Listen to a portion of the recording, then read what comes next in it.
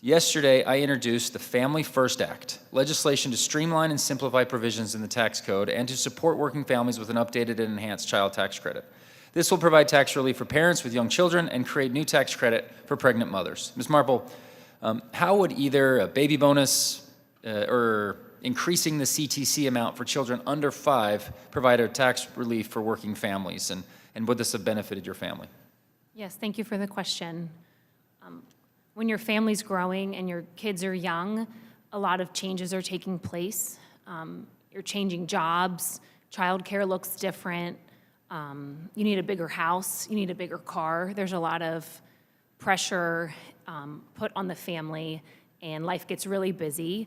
Adding a baby bonus or something like that, like you were referring to in the bill, would definitely help compensate for all of those big changes that a growing family is facing. You're highlighting flexibility because you're going through a lot of change. As my kids get a little bit older, they would be mostly outside this range. We're still supporting those families, but and recognize that it's still expensive. Kids are expensive regardless of their age, but particularly in that first 5 years, the change that happens to the parents and their situation it's important to make sure that we address that. So thank you for that. This is something we're really excited about. I think it takes a look at tax provisions that have been around for a while, and when things get stale and have been around, it's time to shake it up a little bit. This child tax credit is a huge increase, and my Democrat colleagues should be very supportive of this. It's a huge increase, but it also offsets it by taking a look at antiquated tax policy that probably needs to be changed or eliminated. And we're doing that, and we're creating a more pro-growth, pro-family approach, and I look forward to continuing to drive this forward.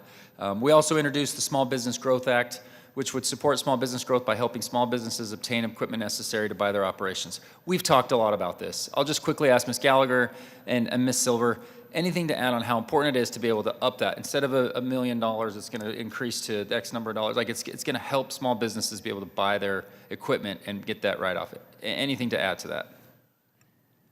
I can certainly agree with it 100% that that is an incentive to investment, and I would look to our actual business owner here and how she would respond.